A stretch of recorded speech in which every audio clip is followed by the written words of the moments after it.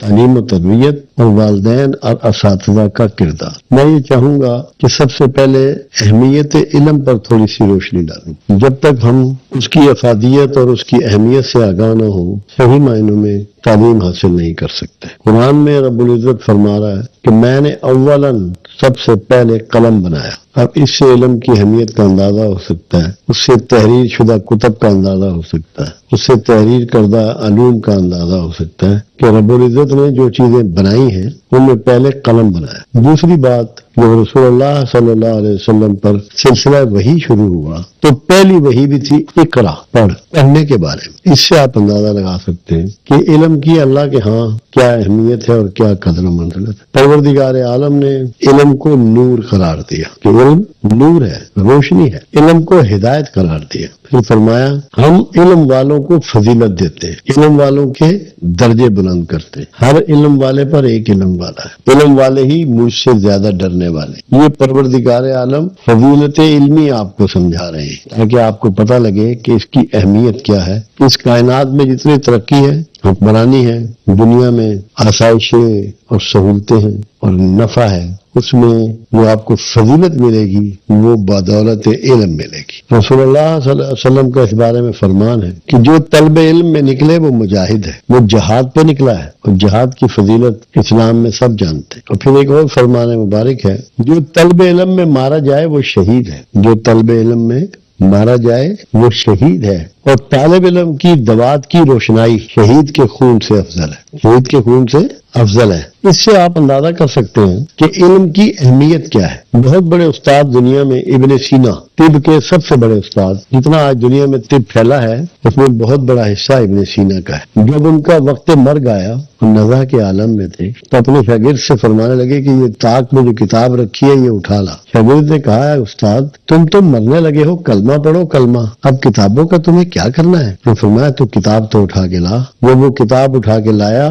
تو اس کو کہا کہ تو جانتا ہے کہ اللہ کے رسول صلی اللہ علیہ وسلم نے فرمایا ہے کہ جو طلب علم میں مارا جائے وہ شہید ہے۔ میں آخر دم تک علم حاصل کرنا چاہتا ہوں تاکہ شہیدوں میں میرا مقام، میں شہیدوں کے ساتھ اٹھایا جاؤں۔ ایک بہت خوبصورت بات علم کے حوالے سے بلال بن رواح المعروف بلال حبشی رضی اللہ تعالیٰ عنہ نے فرمائی۔ ان کو ابوبکر صدیق رضی اللہ تعالیٰ عنہ نے 300 درہم کے عوض امیہ بن خلف سے خرید لیا تھا، آزاد کر دیا تھا۔ وہ امیہ بن خلف کے غلام تھے، آزاد کر دیا، اپنے پاس لے آئے، ان کو لکھنا پڑھنا سکھایا۔ ابوبکر صدیق وہ پرسنالٹی ہے مکہ کی، ان 10 لوگوں میں ان کا شمار تھا جو لکھنا پڑھنا جانتے تھے۔ جب ان کو لکھنا پڑھنا سکھایا اور جب ان کو لکھنا پڑھنا آ گیا، ایک دن ابوبکر صدیق سے بولے کہ اے ابی بکر، جب تم نے مجھے امیہ بن خلف سے خریدا تھا میں اس وقت آزاد نہیں ہوا، آزاد میں اس دن ہوا ہوں جب مجھے لکھنا پڑھنا آ گیا ہے۔ تو جب ہمارے پیش نظر اہمیت علم ہوگی تو یقینی طور پہ ہمارا رویہ زندگی میں بدل جائے۔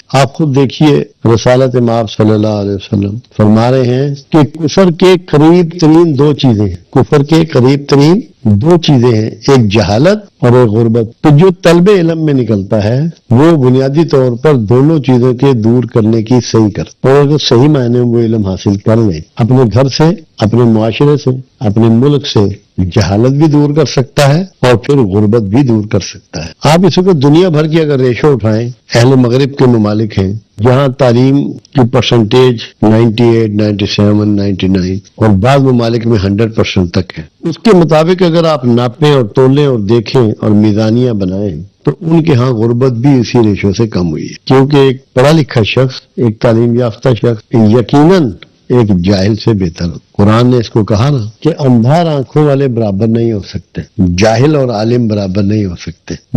جو غیر تعلیم یافتہ ہے وہ اندھوں میں شمار ہوگا اور جو تعلیم یافتہ ہے وہ آنکھوں والوں میں شمار۔ تو قرآن بھی یہ بات آپ کو سمجھا رہا ہے۔ یہ ہے اہمیت علم۔ اب اس میں ہمارا مضمون ہے تعلیم اور تربیت۔ تعلیم آپ لے رہے ہیں، مختلف اداروں میں جا رہے ہیں، مختلف زبانوں کے ذریعے سیکھ رہے ہیں، مختلف اساتذہ سے سیکھ رہے ہیں، مگر ہماری بدقسمتی یہ ہوئی کہ تربیت بالکل اڑ گئی، تربیت کا فقدان ہو گیا۔ ہمیں اپنے بچپن کا یاد ہے، کبھی بھی اس وقت صرف تعلیم کی بات نہیں ہوتی تھی، تعلیم و تربیت کی بات ہوتی تھی، کیونکہ تعلیم جب آپ حاصل کرتے ہیں تو انسانی فوائد کے لیے، منافعت کے لیے، اپنے فائدے کے لیے، ماں باپ کے فائدے کے لیے آپ کو اس کو استعمال کرنا ہے۔ جو علم آپ نے حاصل کیا ہے اس کو کہیں نہ کہیں آپ نے استعمال کرنا ہے، اور اگر آپ نے علم تو حاصل کر لیا تو اس کو استعمال کرنے کے لیے جو تربیت درکار تھی وہ حاصل نہیں کی، تو کیا وہ علم نافع بن پائے گا؟ کیا آپ کو یا آپ کے اہل خانہ کو یا آپ کے خاندان کو اس کا فائدہ پہنچے گا؟ میں ایک بات اکثر کہا کرتا ہوں اور یہ سمجھنے کے لیے ہے کہ قرآن تعلیم ہے اور رسول اللہ صلی اللہ علیہ وسلم تربیت ہے۔ جو قرآن سے میرے آقا نے پڑھا، سیکھا، جو آپ پر اترا، اس کو آپ نے عملی طور پر کر کے دکھایا، پوری طرح ڈیمونسٹریٹ کیا۔ میں تو بلکہ اکثر یہ بھی کہہ دیتا ہوں کہ قرآن کی جو ویڈیو ہے وہ میرے آقا کی زندگی ہے۔ تب ان کو زندگی میں کامیابیاں نصیب ہوئی اور بہت تھوڑے وقت میں بہت بڑی کامیابیاں پائیں۔ ٹوٹل 23 سال میں تمام خطہ عرب سے شرک و بت پرستی کا خاتمہ ہوا۔ انسانی معاشرے کا جو اس سے پہلے استحصال ہو رہا تھا، جو ظلم ہو رہا تھا، ناانصافیاں ہو رہی تھی، اس سب کا خاتمہ ہوا۔ تو علم جب تک پریکٹیکل شکل میں نہ آئے اور عملی شکل میں تبدیل نہ ہو، کیا اس کا فائدہ انسانوں کو پہنچ سکتا ہے؟ کیا پہنچ رہا ہے؟ ہمارے ہاں آپ مثال دے لیں، آپ ڈرائیونگ کی کلاسیں اٹینڈ کرتے ہیں، گاڑی سٹارٹ کرنے کا طریقہ، کلچ دبانے کا، گیئر بدلنے کا، بریک لگانے کا، اسٹیئرنگ کو ہینڈل کرنے کا، آپ نے سب سیکھ لیا مگر پریکٹس نہیں کی، تو کیا آپ پراپرلی گاڑی چلا لیں گے؟ کیا وہ صرف جو تھیوری آپ نے سیکھی ہے وہ آپ کے کام آ جائے گی؟ کبھی نہیں آئے گی۔ تو تعلیم جب تک تربیت کے ساتھ نہ جڑے، آپ کو کہا جاتا ہے فزیکل فٹنس کی ساری باتیں بتائی جاتی ہیں، مگر فزیکل فٹنس کے اصول و ضوابط پر آپ عمل نہیں کرتے، تو کیا آپ فزیکل فٹنس پالیں گے؟ ہمارے معاشرے میں یہ بدنصیبی ہوئی ہے کہ ہمارے ہاں سے تربیت کا تذکرہ ہی ختم ہو گیا ہے، صرف بات کی جاتی ہے کہ تعلیم کی۔ کبھی اب معاشرے میں بے چینی ہے، کرب ہے، لاقانونیت ہے، بے راروی ہے، بد اخلاقی ہے۔ یہ کیوں ہے؟ یہ اس لیے ہے کہ صرف تعلیم دی جا رہی ہے، تربیت نہیں دی جا رہی، کوئی لوگ اس کے لیے مثال نہیں بن رہے۔ اب جیسے ماں باپ کے رول کی ہم بات کر رہے تھے، سب سے بڑا رول والدین کا ہوتا ہے کہ انسانی زندگی میں کہ ان کو بچہ دیکھ کر، ان کی گفتگو سن کر غیر محسوس کیسے وہ نہ بھی کہیں کہ ان کی زبان بھی سیکھتا ہے، ان کے طور طریقے بھی سیکھتا ہے۔ والدین کی یہ ذمہ داری ہے کہ وہ اپنے چھوٹے بچے سے لے کر اور بڑے بچے تک اس کے سامنے اس طرح زندگی گزاریں کہ ان کے لیے مثال بن جائے۔ آپ بچے کو درس دیتے ہیں، کتابوں میں پڑھاتے ہیں کہ صبح کو جاگنا بہت اچھی بات ہے، صحت کے لیے بہت اچھا ہے، اخلاق کے لیے بہت اچھا ہے، اور خود پڑے والدین سو رہے ہوتے ہیں، تو کیا وہ بچے اس سے سیکھ لیں گے؟ آپ بچے کو کہہ رہے ہیں کہ روز صبح تمہیں دانت صاف کرنا ہے، کھانا کھانے کے بعد دانت صاف کرنے ہیں، اور آپ خود نہیں کر رہے، تو کیا وہ بچہ روز دانت صاف کرے گا؟ والدین کو اولاد جو ہے وہ فوٹو کاپی کی مانند ہوتی ہے۔ اگر کسی کے بچے آپ دیکھیں اور آپ سمجھدار آدمی ہیں، آپ کو پوچھنے کی ضرورت نہیں ہے، آپ کو یہ پتہ لگ جاتا ہے بچوں کو دیکھ کر کہ اس کے والدین کی تربیت کیسی ہے یا ان کی زندگی کیسی ہے۔ میرے پاس ایک دفعہ ایک شخص آئے، وہ کسی جگہ ایک پیر صاحب تھے، ان کے بیٹے تھے، پڑھا لکھا نوجوان تھا۔ مجھے کہنے لگے کہ آپ مجھے بتا سکتے ہیں کہ میرے والد صاحب اصلی پیر ہیں یا نقلی پیر ہیں؟ بہت پرانی بات ہے۔ میں نے کہا یار یہ میں کیسے بتا سکتا ہوں، میرے پاس تو ایسا کوئی علم نہیں ہے۔ البتہ ایک بات ہے جو آپ اگر مجھے بتائیں تو میں بتا سکتا ہوں کہ اگر آپ کے والد کی گھریلو زندگی اور باہر کی زندگی ایک ہے پھر تو وہ اصلی پیر ہیں، نمبر 1 آدمی ہے، اور اگر ان کی باہر کی زندگی اور گھر کی زندگی میں فرق ہے تو وہ یقینی طور پہ نمبر 2 ہے۔ تو جب ہمارے گھروں میں ہمارے والدین بچوں کے لیے اور سٹینڈرڈ بناتے ہیں اور اپنے لیے ان کا سٹینڈرڈ کچھ اور ہوتا ہے، آپ کو تو روز نصیحتیں کر رہے ہوتے ہیں تمام اخلاقیات کی، سچائی کی، دیانتداری کی، محبت کی، با اخلاق ہونے کی، اخوت کی، جلدی اٹھنے کی، جلدی سونے کی، اور مگر جب ان کا اپنا معاملہ ہوتا ہے وہ اس سے جدا ہوتا ہے، اس سے الگ ہوتا ہے۔ اب ان کو یہ پتہ نہیں کہ آپ نصیحتیں جتنی مرضی کر لیں، بچہ فالو اس چیز کو کرے گا جو آپ کرتے ہیں۔ انسان زیادہ کام نقالی سے سیکھتا ہے، اور آج تک جتنا سفر انسانیت نے کیا ہے وہ نقل ہی کرتا چلا گیا، دوسروں کی یہ بڑھتا چلا گیا، سیکھتا چلا گیا۔ تو والدین کی یہ بہت بڑی ذمہ داری ہے کہ اپنے بچوں کو صرف خدارہ نصیحتیں مت کریں، ان کے لیے ایک مثالی شخصیت کے طور پر سامنے آئیں۔ جو اچھی باتیں آپ چاہتے ہیں کہ آپ کی اولاد کرے، والدین کا یہ فرض ہے کہ ان کی تعلیم و تربیت کے لیے وہ اچھی باتیں جو آپ انہیں کتابوں میں پڑھاتے ہیں، وہ اچھی باتیں جن کی آپ انہیں نصیحت کرتے ہیں وہ خاموشی سے آپ کرتے جائیں، بچوں سے زبانی مت کہیں، ان کے سامنے مثال بن جائے، وہ آپ کو دیکھیں گے اور ان کی زندگی بدل جائے گی۔ جتنے لوگ بھی میں نے دیکھا ہے کہ اپنے گھروں میں نمازوں کا اہتمام کرتے ہیں، وہ اپنے بچوں سے نہ کہیں سب کے بچے نمازی ہیں، انہوں نے اول دن سے اس کو سیکھ لیا۔ میں نے دیکھا ہے کہ ایک ایک خاندان کے 10 15 لوگ ہاکی کے پلیئر ہیں، تو اس کے والد صاحب ہاکی کھیلتے تھے، پھر بڑے بھائی نے شروع کی، پھر چھوٹے بھائی، 20 آدمی ایک خاندان کے میں نے ہاکی کے پلیئر دیکھے۔ ہمارے یہاں جیلم میں ایک خاندان ہے، اس کے کم سے کم 28 سے 30 آدمی ڈاکٹر ہیں۔ کیا ماحول بنا، ایک ڈاکٹر بنا، اس نے دوسرے نے بھی ویسے ہی پڑھائی شروع کی، وہ بھی ڈاکٹر بن گیا، تیسرا بھی بن گیا۔ انسان بہت بڑی تعداد میں چیزیں تکلیف سے سیکھتا ہے، کہ نقل سے سیکھتا ہے، نقل کرتا ہے، دوسروں کی فالوئنگ کرتا ہے، سب سے زیادہ ماں باپ کی کرتا ہے، کیونکہ وہ زمانہ جب اس کو استاد میسر نہیں ہوتا، باہر کا ماحول میسر نہیں ہوتا، مسجد کا خطیب میسر نہیں ہوتا، قرآن پڑھانے والا امام میسر نہیں ہوتا، وہ والدین کے ساتھ گزرتا ہے۔ اور ویسے بھی کسی بھی انسان کا جو میکسیمم وقت ہے وہ گھر میں گزرتا ہے، والدین کے ساتھ گزرتا ہے۔ تو والدین جب تک اپنے آپ کو مثال نہیں بنائیں گے، لوگ ان کی تربیت نہیں ہو سکتی۔ خوبصورت باتیں کر لیں، نصیحتیں کر لیں، نصیحتوں کی کتابیں دے دیں، اقوال زرعی دے دیں، اس سے بات نہیں بنے گی۔ تو والدین کی یہ ذمہ داری ہے کہ وہ اگر اپنے بچوں کو بہتر تربیت دینا چاہتے ہیں، بہتر تعلیم دینا چاہتے ہیں، زندگی میں کامیاب اور بہتر مقام پہ دیکھنا چاہتے ہیں، اپنے آپ کو بدلیں، اپنی سونے کی، جاگنے کی، کھانے کی، پہننے کی، گفتگو کی، لوگوں کے ساتھ بیہیویئر کی، ڈیلنگ کی، ساری چیزوں کو کنٹرول کریں کہ ان کے بچے ان کو دیکھ کر سیکھ رہے ہیں اور غیر محسوس طریقے سے ان کی عادات کو اپنا رہے ہیں۔ اور اگر جو والدین ایسا نہیں کریں گے، سارے زمانے میں اپنی اولاد کی شکایتیں کرتی پھریں، انہیں کوئی تبدیلی نہیں آئے گی۔ تو علم کے ساتھ ساتھ ماحول میسر کرنا ہے گھر والوں نے طالب علم۔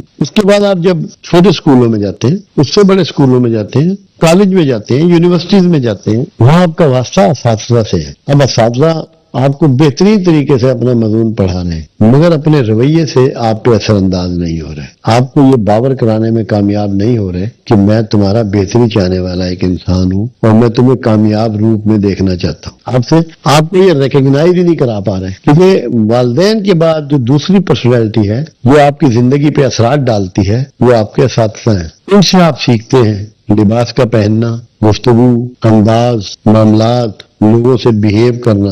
اساتذہ کا یہ ڈیوٹی ہے نمبر 1 کہ وہ جو بھی سبجیکٹ پڑھا رہے ہیں اس کی ہوم ورک بہت زیادہ کریں، اتنی بھرپور تیاری کریں کہ انہیں کسی اپنے شاگرد کے سوال کے آگے شرمندہ نہ ہونا پڑے۔ جب تک کہ اساتذہ اپنا ہوم ورک نہیں کریں گے اور محنت کر کے اپنا لیکچر پراپرلی تیار کر کے نہیں لائیں گے، اپنی کلاس میں مکمل تیاری کے ساتھ نہیں آئیں گے، ایک تو وہ طلباء کو جو کچھ انہیں دینا ہے وہ نہیں دے پائیں گے، اور اگر کچھ ذہین طلباء بیٹھے ہیں جن کے اندر بہت سے سوالات ابھرتے ہیں، بہت سی کوئریز ابھرتی ہیں، ان کو وہ کسی کو مطمئن نہیں کر پائیں۔ اور کوئی استاد جو اپنے طالب علموں کو مطمئن نہ کر پائے، انہیں یہ احساس نہ دلا دے کہ ہمارا استاد ہم سے سپیریئر ہے، بھرپور ہے علم میں، وہ ان سے عزت نہیں کروا سکتے۔ بچے اس کو فالو نہیں کریں، اس کی پیروی نہیں کریں، اس کی وہ فرما برداری نہیں کریں گے جو ایک استاد کی ایک طالب علم کو کرنی چاہیے۔ تو اساتذہ کے لیے یہ ضروری ہے کہ وہ اپنے سبجیکٹ کی پوری تیاری رکھیں۔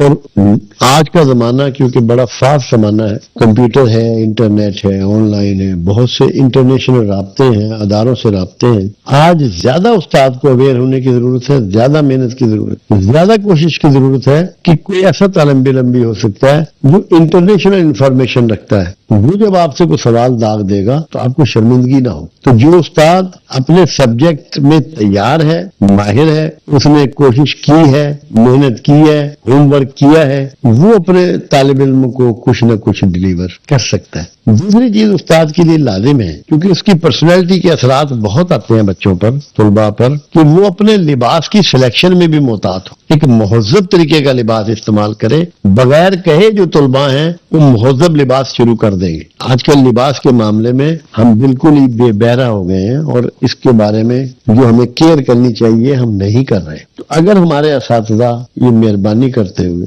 اپنے لباس کی سلیکشن کا بھی خیال کریں. اور یہ خاموش وہ راستہ ہے جس سے طلباء کو ایک علم ٹرانسفر کیا جائے. اس میں گفتگو اور بولنے کی ضرورت نہیں ہے اساتذہ کی. اس لیے سے بھی وہ پھر ہمارے ہاں ایک بڑی بدنصیبی ہے، جو ہم سے عمر میں کم ہو، عہدے میں کم ہو، ہم اس سے گفتگو میں مراتب کا خیال نہیں رکھتے کہ جو ایک انسان کو ایک اکائی کے ساتھ ایک خاص عزت کے بیہیویئر کے ساتھ ہمیں ملنا چاہیے، وہ ہم نہیں کرتے. میں بہت سے اداروں میں میرا جانے کا اتفاق ہوتا ہے تو چھوٹے جو عہدیدار ہوتے ہیں یا استادوں کے طالب علم ہوتے ہیں، وہ ان سے تو کر کے بات کرتے ہیں. ہر اکائی قابل عزت ہے، قابل احترام ہے.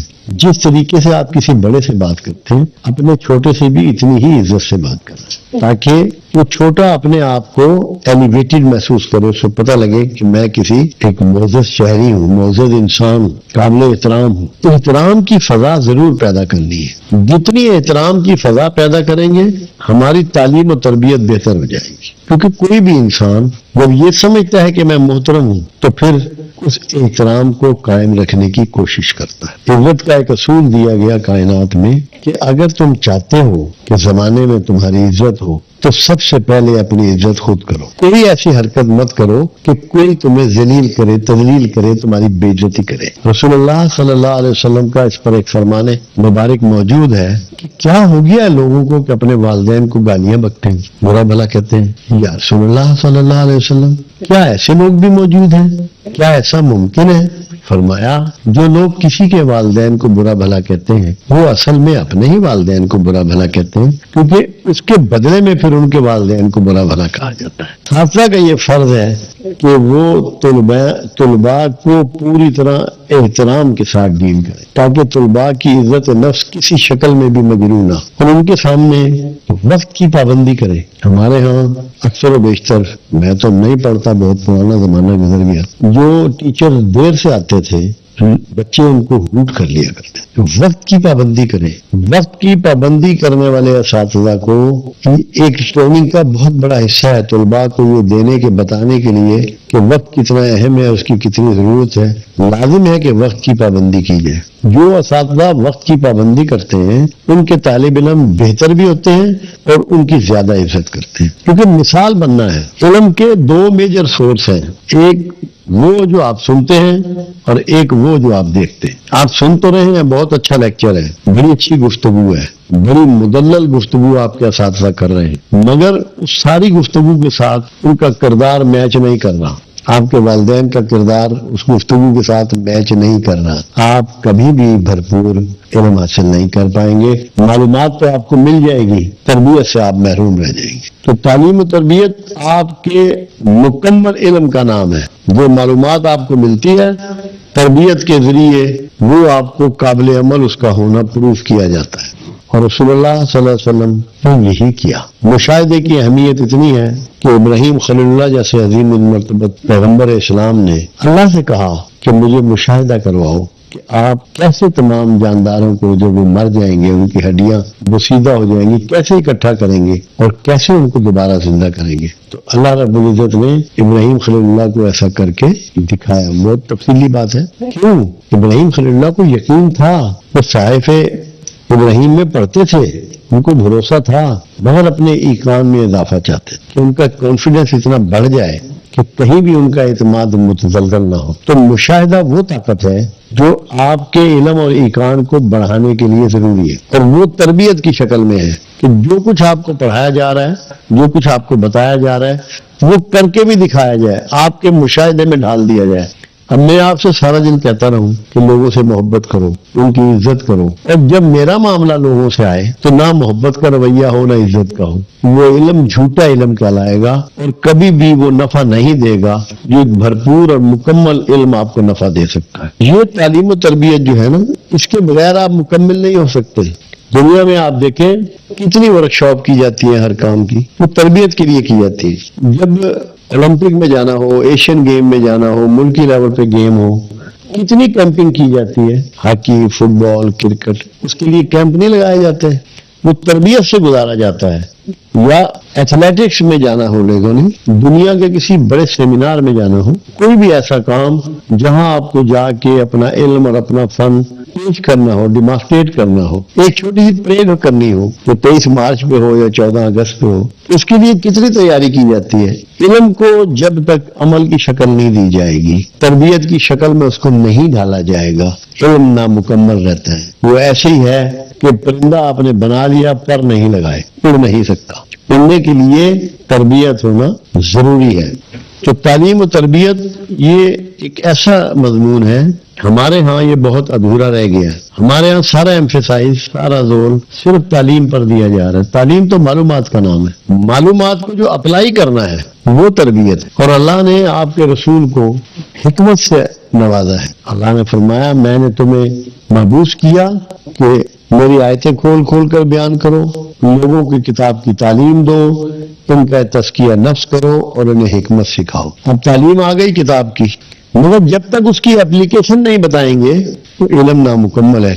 इसलिए परवरदिगार आलम ने हिकमत भी अता फरमाई। तो हिकमत क्या थी कि जो इल्म अल्लाह ने दिया, जो अहकामात अल्लाह ने दिए, जो मालूमात अल्लाह ने दी, उसको मुआशरे पर, जमाने पर, खुद पर अप्लाई कैसे करना है, लागू कैसे करना है। ये जो लागू करने का इल्म है ना, ये तरबियत है कि जब आपने जो कुछ सीखा, जो कुछ जाना, जो कुछ पढ़ा, जो कुछ सुना, उसको जिंदगी में अप्लाई कैसे करना है। आप इंजीनियरिंग सीखते हैं कॉलेजों में, यूनिवर्सिटियों में, मगर जब तक कि आप जाके कोई बिल्डिंग या कोई इमारत या कोई सड़क तामीर ना करें, वो आपका इल्म जो है बेमायने और बेमसरफ है। तो वो तभी मुमकिन होगा कि आपको एक खास किस्म की तरबियत से गुजार दिया जाए।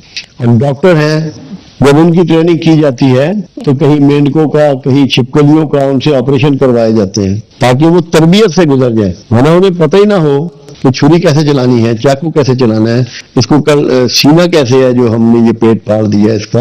इल्म की तकमील बगैर तरबियत नामुकम्मल है। उसमें तालिब इल्म का अपना रोल है कि उसका शौक कितना है, उसकी लगन कितनी है, उसमें डिवोशन कितनी है, उसमें डेडिकेशन कितनी है। उसके वालिदैन का रोल है कि वो अमली तौर पे अपनी जिंदगी बतौर नमूना किस हद तक अपने बच्चों को पेश कर रहे हैं ताकि उनमें सही मायनों में रसूख हो, इल्म को समझे, सीखे, जानने की कोशिश करें, उसको फैलाने की कोशिश करें। फिर तीसरा रोल असातिज़ा का कि वो उसको किस तरीके से बच्चों को अपनी जिंदगी बतौर नमूना बनाए। एक चौथा रोल भी हमारे मुआशरे में, और वो हमारे उलमाए कराम का, जिनसे हमारा वास्ता पड़ता है। हम कुरान शरीफ उनसे पढ़ते हैं, नाज़रा पढ़ते हैं, मस्जिदों में जाते हैं, उनकी गुफ्तगू सुनते हैं। उनका भी हमारी जिंदगी में रोल है एक उस्ताद की हैसियत से। उनकी भी ये जिम्मेदारी है कि जो कुछ वो गुफ्तगू कर रहे हैं दीन के हवाले से, मजहब के हवाले से, उसमें मैक्सिमम खुद दाखिल होके अमल करके आपको बताएं। मैं गुफ्तगू को यहीं खत्म करता हूँ और ये तवक्को करता हूँ कि आप लोग इंशाअल्लाह अज़ीज़ जो बातें ऐसी हैं जो तिश्ना रह गई हो, आपकी समझ में ना आई हो, या आपके जहनों में कोई उनके लिए सवालात मौजूद हो, मैं वेलकम करूंगा, खुश आमदीद आपको कहूंगा। उन सवालात को जरूर कीजिए, जो मुझ में अहलियत होगी मैं उसके मुताबिक उसके जवाबात आपको दूंगा, और जो जवाब मुझे ना आएगा मैं भी किसी बड़े उस्ताद की तलाश में निकल खड़ा हूंगा। आप लोग वेलकम।